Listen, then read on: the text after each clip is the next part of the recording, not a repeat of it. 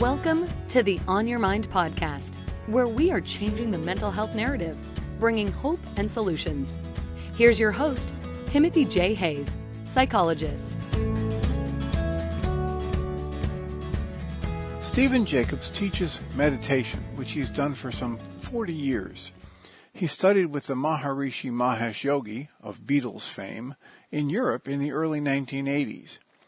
He has guided hundreds of people from all walks of life to discover their own inner intelligence, that quiet center that supports creativity, contentment, and health.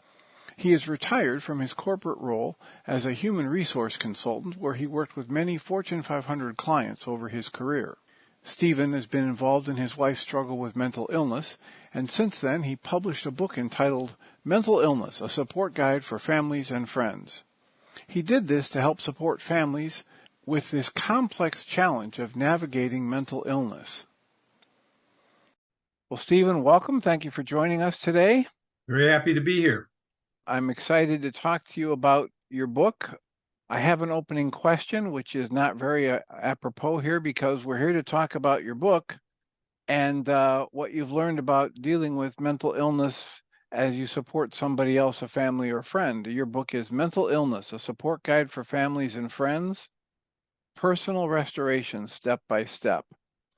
So I've recently finished reading it and rereading parts of it and sharing it in some of my podcasts that I do. So thank you for that book. At the same time, part of me wants to say, I'm sorry you had to go through all of that. Another part of me knows we don't really have a choice in it. So what would you like to share with us about how you got started on this journey about writing the book? I was dating a woman some years back, and we were looking for some type of a internet intellectual business, something that we could sell over the internet, something that we had some expertise in. And she was studying some strategy around all of this and came up with the idea, stumbled upon the idea that if you have something very narrow that people want, that's much better than something broad. So a book on camping isn't as desirable as a book on camping in the Sierras in springtime with an asthmatic and, small children. So at one point she suggested to me, because she knew that my wife had developed a mental illness and I'd had this challenge a couple years before actually. She said, I think you should write about your experience with your wife and how you got through it. And my first response was, no, I don't want to relive it. I will do anything but that. But the more I thought about it, I realized it qualified because I did have expertise in this area, having gone through it myself.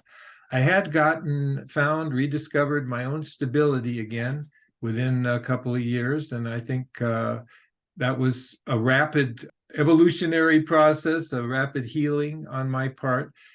And I wanted to help others. So I felt some sense of compassion and duty to give back with something that I had gone through, discovered. In retrospect, I wish I'd had that book myself as I was going through it, because I had to look back. How did I process? How did I move through? How did I deal with some of these challenges that came up? And I put the book together based on my memory of those instances and how I did go through it and some of the tools I used. But I wish I'd had the step-by-step manual. Yeah, and that's one of the things that I appreciate about it is, while I think you tell enough of the story that people can follow what happened, you don't get bogged down in it, and you move right into practical steps people can take to relieve pressure, stress, identify and resolve emotions. It's a very useful set of steps that you have. How did you get moved in that direction? Because I know hundreds of thousands of us have experiences like that, where someone we care about or a family member has a horrible mental health set of experiences, and they don't take the turns you did. How did you know to start doing breath work and visualization and meditation and journaling?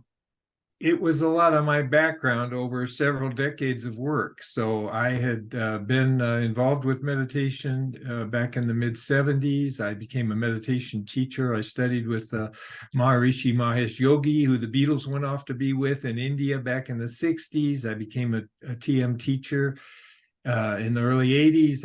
I'd had a lot of experiences, a lot of seminars, just following my own intuition, like we all do, as to what would be useful to me, what am I interested in, and things sort of show up. At least they did in my life over a long period of time, and a lot of things I wasn't interested in, but a lot of things I were. So I had this sort of fundamental tool set at my disposal, which a lot of people don't have. But initially, it didn't seem to be worth very much because I was knocked off my feet with this very sudden onset of my wife's mental illness. She went from a functioning, beautiful marriage partner for 10 years to someone that was delusional and imagining things and so forth. So I was overwhelmed, like anyone, but I think I rediscovered some stability maybe more quickly than someone without these tools would be able to. So that is really what prompted me to share this in a book format. And I knew that my experience, a book about what happened to me, this wasn't going to be a biographical novel with nothing other than, oh, look at this situation that I found myself in. I knew I wanted to share the structure, the step-by-step insights that helped me regain my stability. I'm not a PhD from Harvard Medical School in psychology or psychology. I don't have that intellectual background. So my experience, I feel, gives me credibility because I'm not a general studying war from a war college that's never been in a war. I've been in the war. Exactly. I've walked down that trail. I understand those feelings. I understand the overwhelmment. I understand the confusion. I understand the disarray within the medical community for treating this illness and all of that. So my story was provided as a backdrop to allow people to sense some of the issues I was confronted with and how I dealt with them. And I believe that used, accessed that way, it can help pretty much anyone. It could help anyone with any problem, because a lot of these structures are, a lot of these ideas in this book are generic enough that you could apply it to going through a divorce, the loss of a job, substance abuse within a family, many, many different problems that people could encounter. But the particular problem I encountered was a mental illness in my family. So it's written around that because that's the experience I had. Well, and I appreciate the fact that it's written as a series of exercises. Each chapter has these practical steps that someone can engage.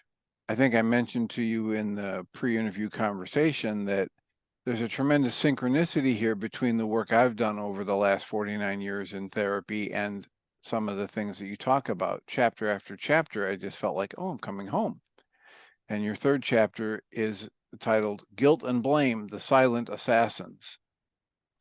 And I have a series of bottom line observations. And the second one is, blame's a luxury item. I've seen kindergarten age children that are expert at blaming, and yet I've never seen blame lead to the productive or constructive resolution to a problem.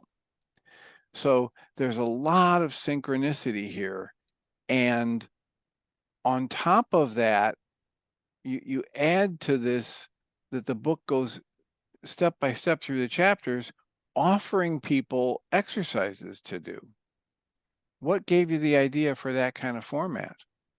Well, my expertise came from what I faced. So that was the first part of it. The second was I wanted to create some intellectual understanding of some of these fundamental concepts, like how we perceive something has a lot to do with what we're experiencing, how we're experiencing it, and that we have some control over that perception and so forth. But I didn't want this to be an intellectual, academic, let's, go have tea and chit chat about all this stuff, because people that have this in their family or in their friendships or in their work environment, mental illness, it's overwhelming in some instances. It was to me, to be a caregiver, a provider, a family member witnessing this, because what you've thought of as reality, normal human behavior and so forth, just may not be there. You may not be able to reason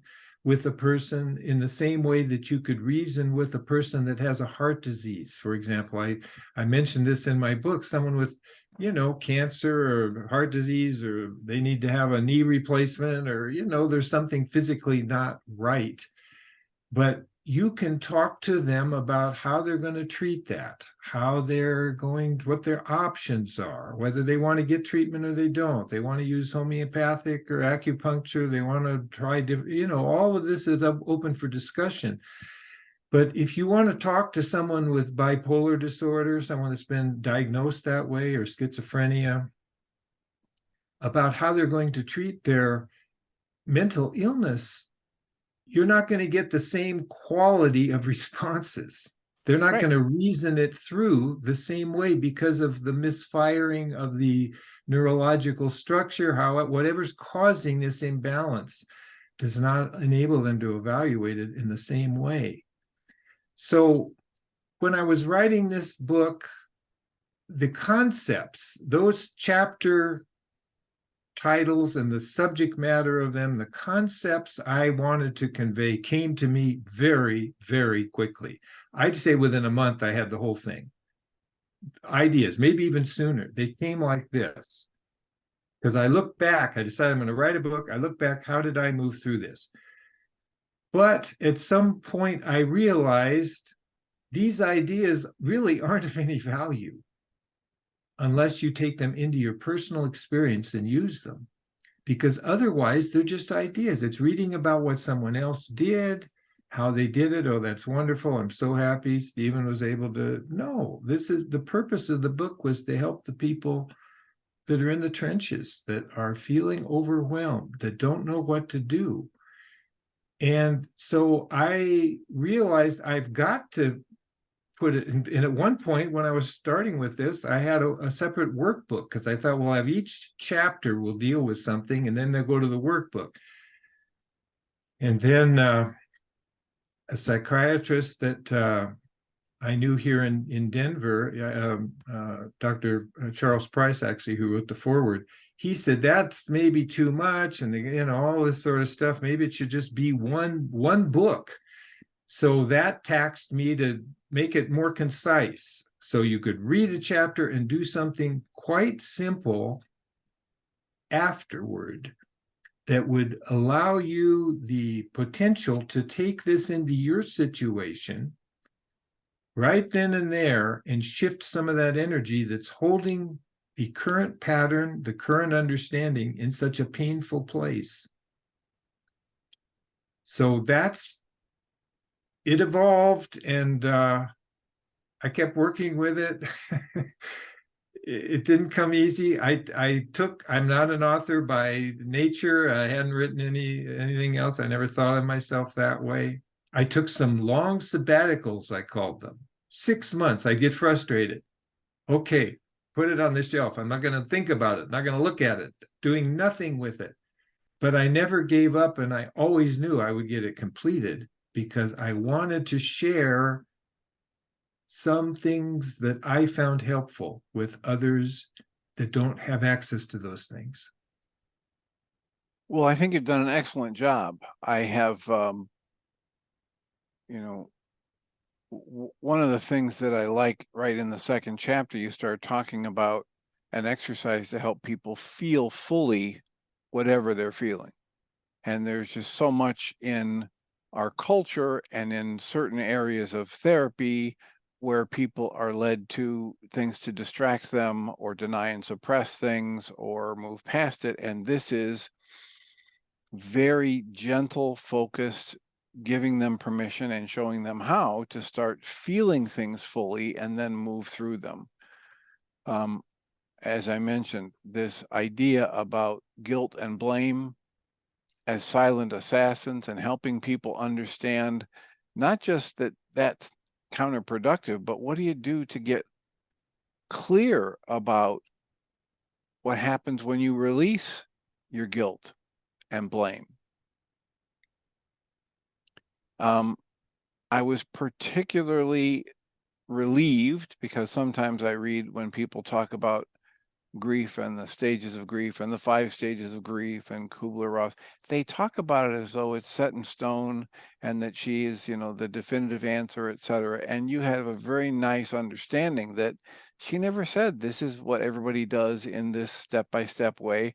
This is just some thoughts and observations, and everyone's going to be different.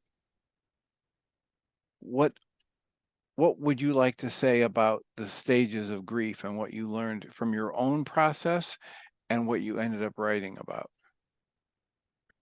Well, just that initially I just felt this, I was in denial. Like anyone, you don't want this predicament that just showed up one day. Basically, you didn't order it, you didn't, Amazon didn't deliver it, but on some level we're involved in it.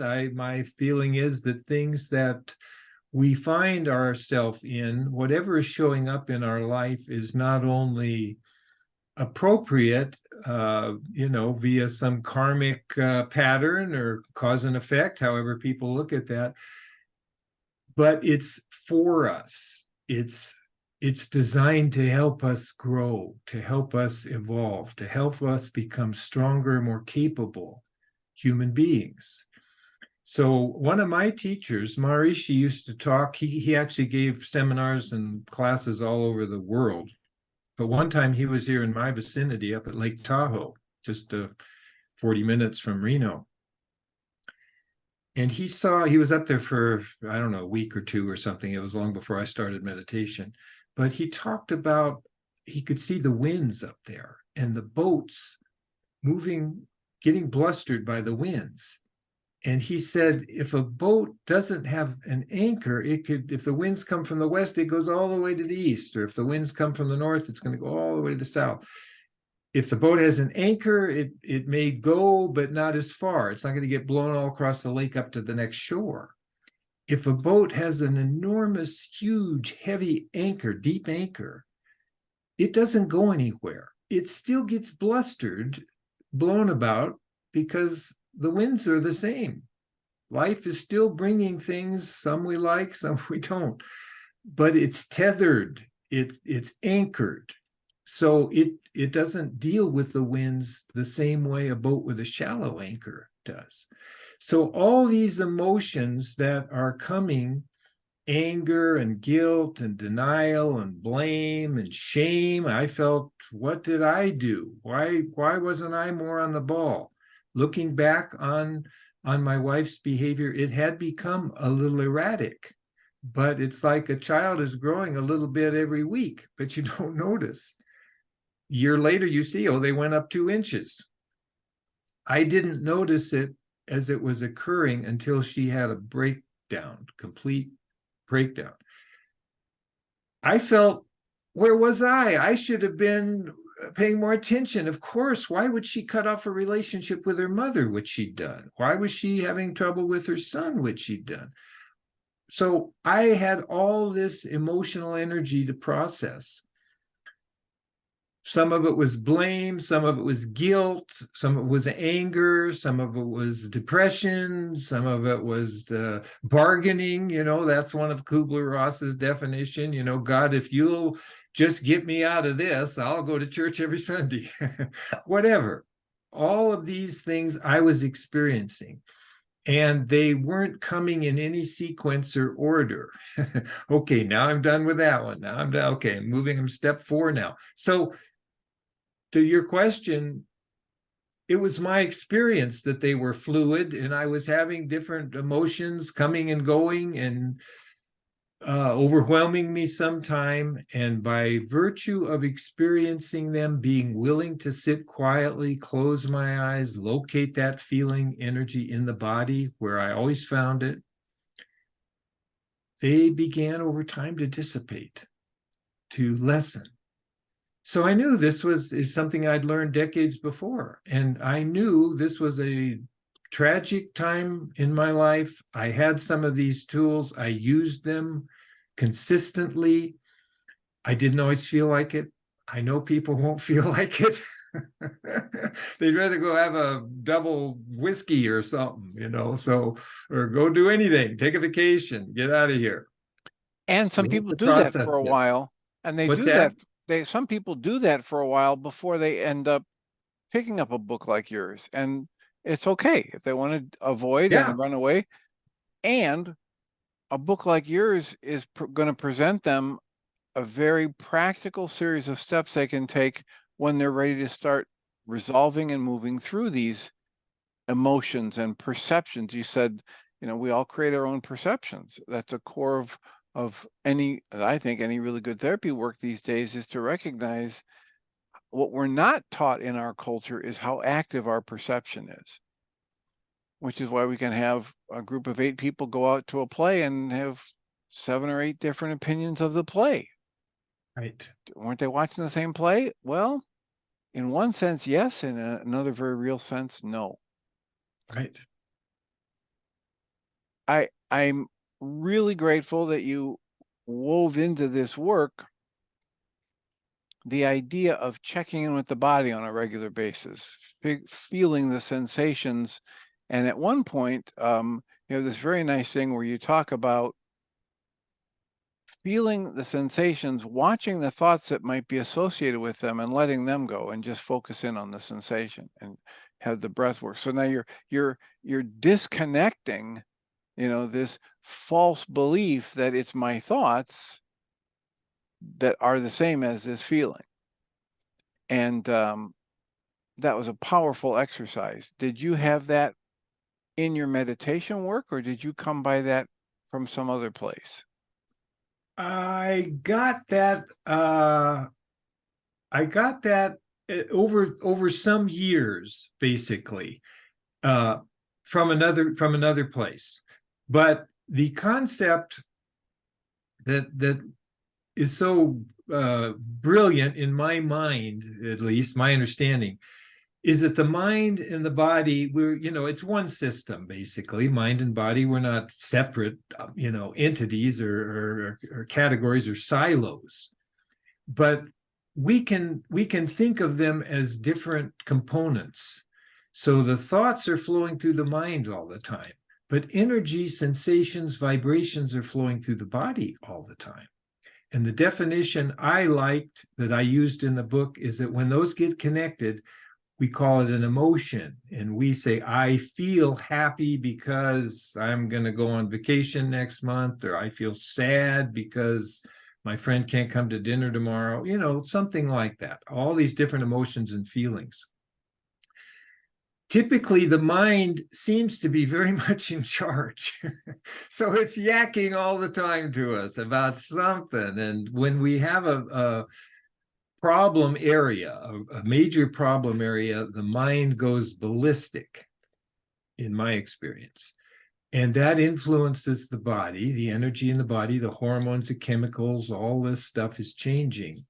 And that emotional turmoil can continue to expand in a negative direction. We're getting more and more worried. We're seeing more and more problems. We're feeling more and more overwhelmed. So we have to find some way to break that cycle, to reverse that, actually, to start to dissipate that energy.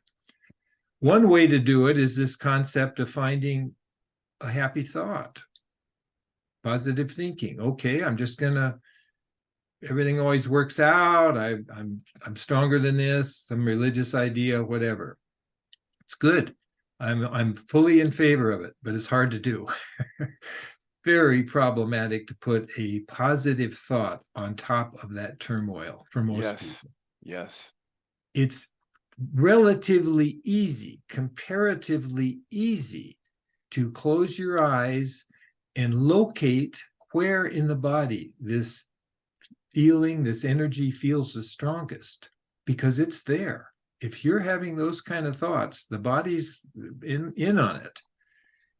It's easy for most people to locate where is it. And a lot of time it's going to be along their head, their throat, their heart, their abdomen, the chakra system, typically somewhere along the center line. And just being with it, allowing it, breathing into it, experiencing it, allows it to start to dissipate, to rearrange that vibrational configuration. And when that happens, it takes the mind with it, because the mind and body are connected. When the mind stirred up, the body stirred up. When the body quiets, the mind quiets. So it's an access point to this vibrational system that the mind and body have a particular dance going on that may be leading to more and more anger, resentment, sadness, depression, overwhelmment, and so forth. We're spiraling down. Suddenly we can reverse that direction and begin lifting ourselves up a bit. And I did that exercise hundreds of times during that period. Sometimes for 5 minutes, sometimes for 45 minutes. When I would feel overwhelmed, I would close my eyes and try to experience it. When I was angry, I would try to do that. And it was a key component. That's why I introduced it in the book quite early. It wasn't the only thing I did, but it was one of the things I did. And it's something everyone can do and learn to do quite quickly. Quite quickly. Well, and it's a wonderful stress reliever, right? Energy flow. I mean, anybody who's been trained in this probably comes back to it over and over again, not because of some loyalty to their teacher, but because it works, because it gives them a better feeling. They feel lighter. We're feeling less encumbered. And as you said, if my body is feeling more relaxed, the mind relaxes more.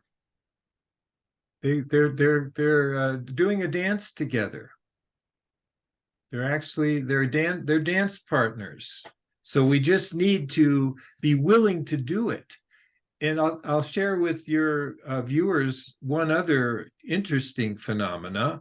And I don't know if you've ever had this experience, since you're a psychologist and you've worked with all of this so much yourself and with your clients. There were times, and there still are in my life, but when in this particular situation, there were times when I would feel very overwhelmed or very anxious or angry or despondent or whatever these particular emotions were. And it didn't matter what they are.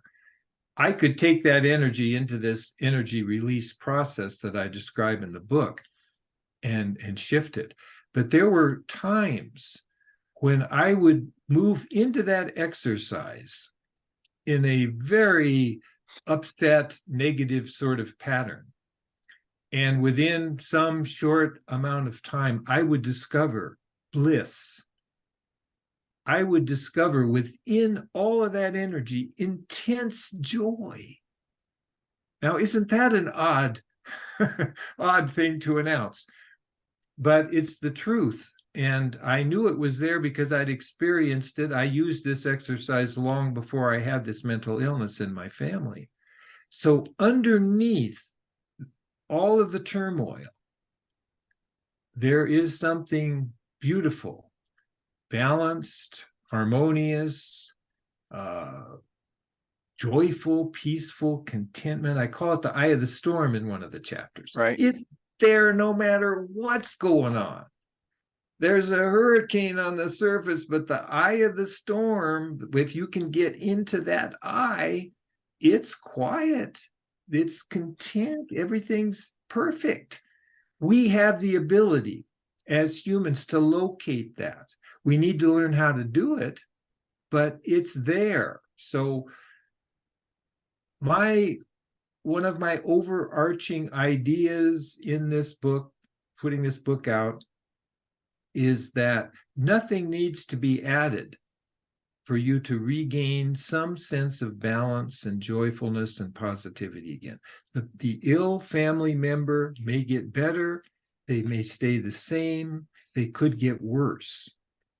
But so it's not dependent on that. It's Right. dependent on your learning how to reposition some of these situations, to release some of the trauma and the worrisome energy, to rebalance a lot of this. It's taking what you have and working with it in specific ways that are going to enable the family member, the support person, to become stronger, more balanced, more capable, regardless of the situation itself. Right. By bringing out what's already inside of them. By bringing out what's already inside of them. Yeah. And this is one of the things Richard Schwartz, who wrote about internal family systems work, he talks about how from his church upbringing to his therapy trainings, it was always about getting someone on the outside to bring in the healing or the salvation, etc. And he found out in his work that we all have this interior core. And people start asking him, well, so how do I know if what I'm thinking or what I'm about to say or do is coming from my core or some other part of me? And he said, if it's going to come from the core, you can count on these 8 C's: compassion, creativity, curiosity, connectedness, courage, confidence, clarity, and calm. So if it's coming from your core, it's going to have these attributes. And he said the thrill for him is just like what you're talking about, is that it's in everybody. Right. You can tap into that, and you did tap into that at times, not all day, every day, but at times, even when your wife was going through this tremendously stressful, disruptive series of whatever she was evolving into, right? Her experience of not being able to tell a difference from the thoughts in her head and the actuality of life. You were able, even through that, someone who loved her and cared about her but couldn't help her, you were able to get into those positive states yourself, when you mentioned in the book the bliss. Yes. Well, that was really the goal right along, was to give people access to something that's already there, but they may not have had a background that has allowed them to know about it or to access it. Right. Even get introduced to the concept. Even get introduced to the concept. So that's just what I wanted to do. Take my experience. So I'm an expert because I went through this. I was in the war. I'm not a general, but I ended up there. I didn't want to go, but I had to go. I had some ideas, some background that enabled me to deal with that particular situation differently than a lot of people would be able to. And because of that, I wanted to share it. And I wanted to share the concepts in these 17 chapters, and I wanted to turn them into an exercise that would allow people to take this unique idea. And many of these chapters are, 5-8 pages, something. It's not like you got to spend a month reading the book. It's pretty simple stuff. Yep. And but powerful. It's powerful. Yes, powerful. So yeah. Take a simple idea that you can read about in 5 minutes or 6 minutes or 10 minutes and think about it and digest it a little, reread it if you want to. Now move into your situation. How can this idea help you in your situation? You do the exercise is how. You perform it. And you'll see what happens. And you might have to do it several times. Fine. This stuff might have been sitting there for 5 years. So it gives you a key. You can open the locked door because you have got a key. And the key will fit the lock and the door will open and you're going to find something new on the other side. Well, and yet another chapter that really spoke to me, because it's right in line with the core work that Journey's Dream developed into the Optimal Being program and the Optimal Tool, is the concept of forgiveness. And you say, you know, that when you learn to look at forgiveness from this deeper, different perspective, and you use the kind of tools that you're providing in this book, and that the Optimal Tool will provide in learning how to cancel specific goals, you wake up one day and realize, hey, you know what? There's nobody out there to forgive. There was nobody to blame. There's nobody to forgive. And that's such a powerful truth that comes from some ancient teachings that aren't really well known. How did you stumble across that? Where did you come across the concepts of forgiveness that you put in the book? I had been exposed to some of the ideas. I'm trying to think of the person's name, Radical Forgiveness, or some book Okay, that I'd perfect. read. Because that person learned that from Dr. Michael Ryce, RYCE, and that's what gave rise to the Journey's Dream work and the Optimal Being program. So it's all coming from the same source. There's some ancient Aramaic sources about the true nature of the word forgiveness being shabag. Has nothing to do with pardoning somebody. It has to do with removing the garbage that we're creating in our falsy perceptions and restoring ourselves to that bliss state you were talking about. Right. I specifically remember too that I really have never thought about before, but you did bring it up. I remember when I was writing about forgiveness, when I'd gotten to that point, you know, one of these little subsets, and then when the other chapters had all kind of lined up and I had all this material I was working with, I remember it occurring to me, and I wrote it in the book, that we've been talking about forgiveness from the beginning of the book.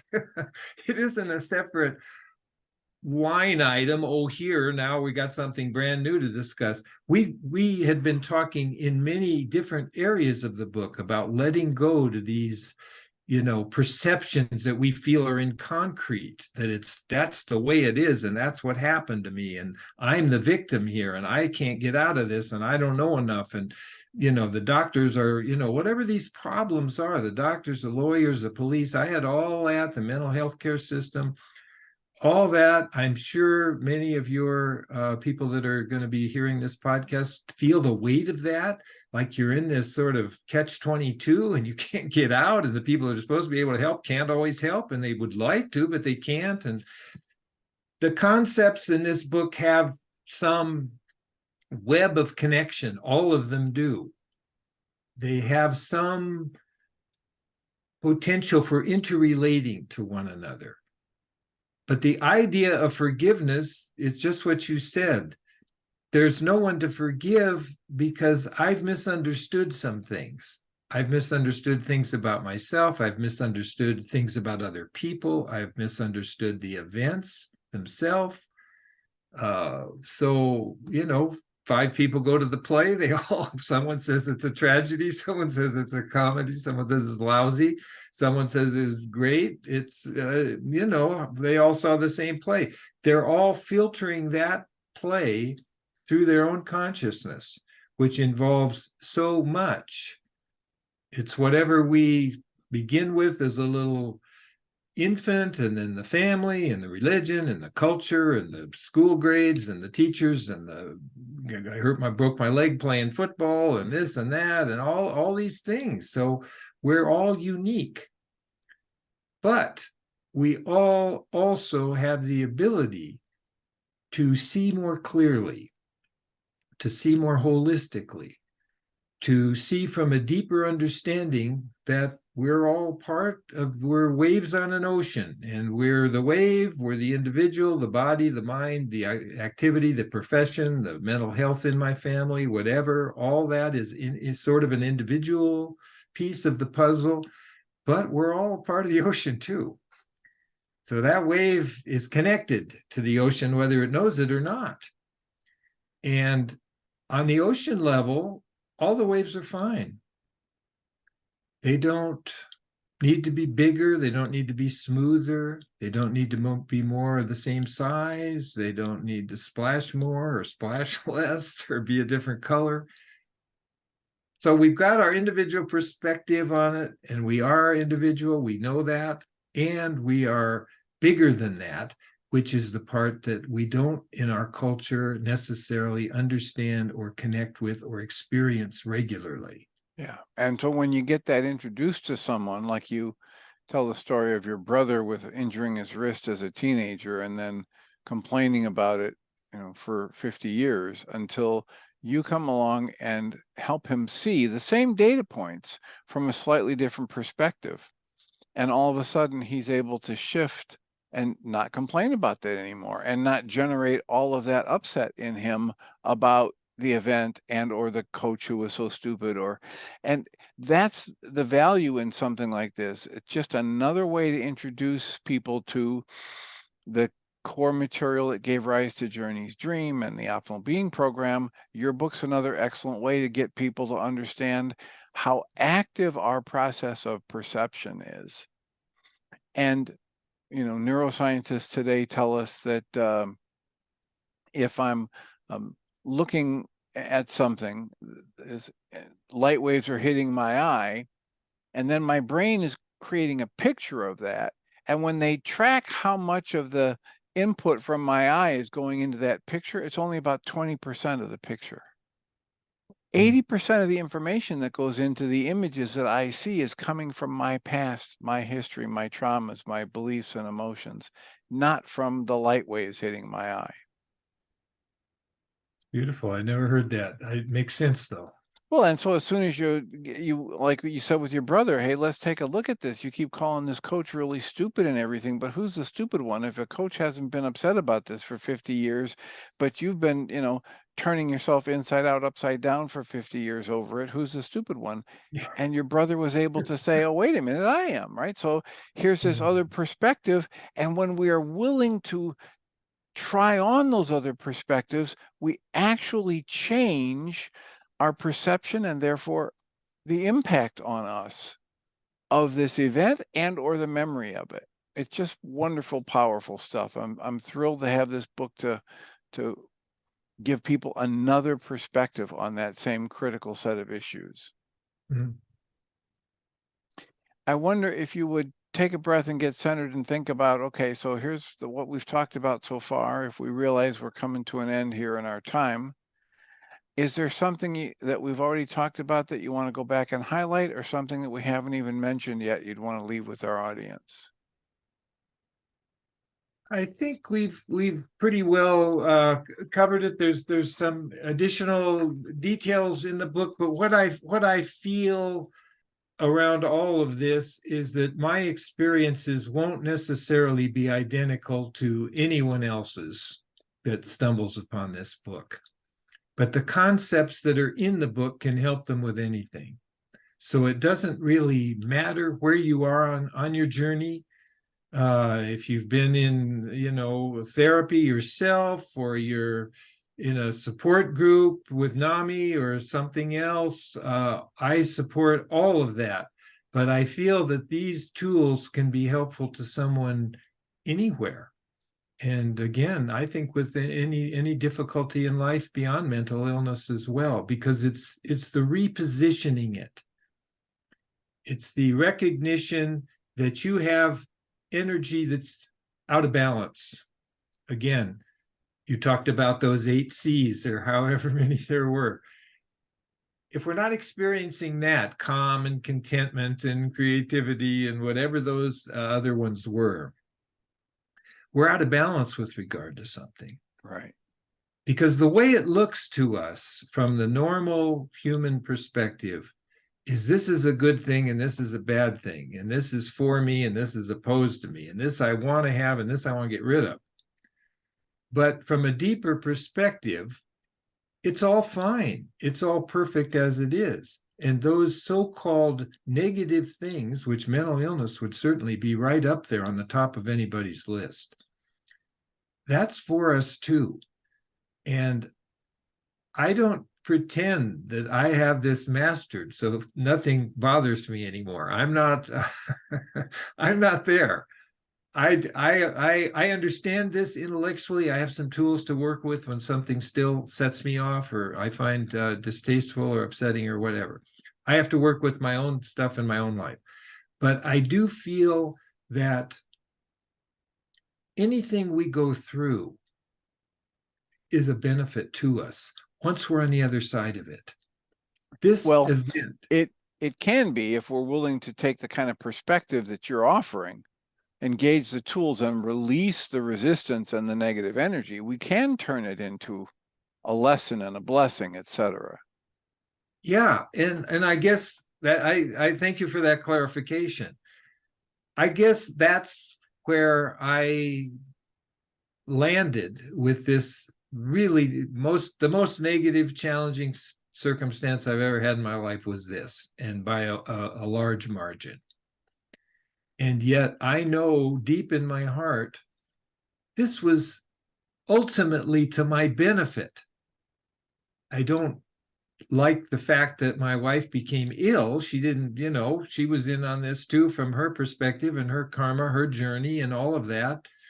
So I didn't cause that. She didn't become ill so I could develop myself or grow or something. But if we have this idea that we look out at the universe and, the planets are doing this and we got 37 trillion cells in the body, they're all doing something and releasing toxins and reoxygenating, and everything's always in this state of flux and evolution and rebalancing effort.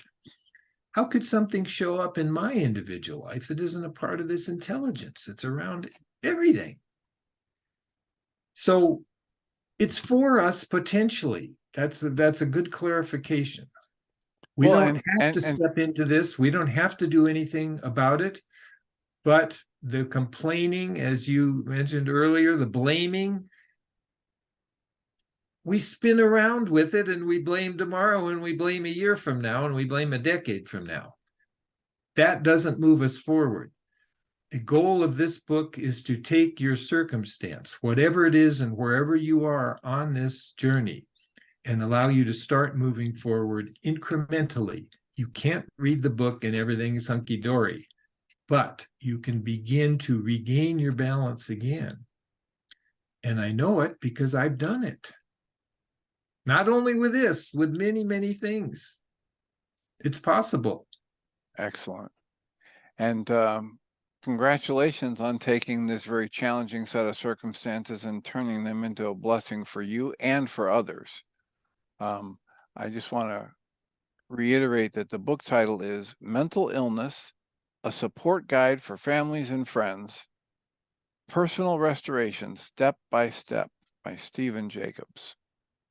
Dr. Tim, can I recommend my website as well? Tell Please. them where they can find me. It's supportandheal.com, supportandheal.com.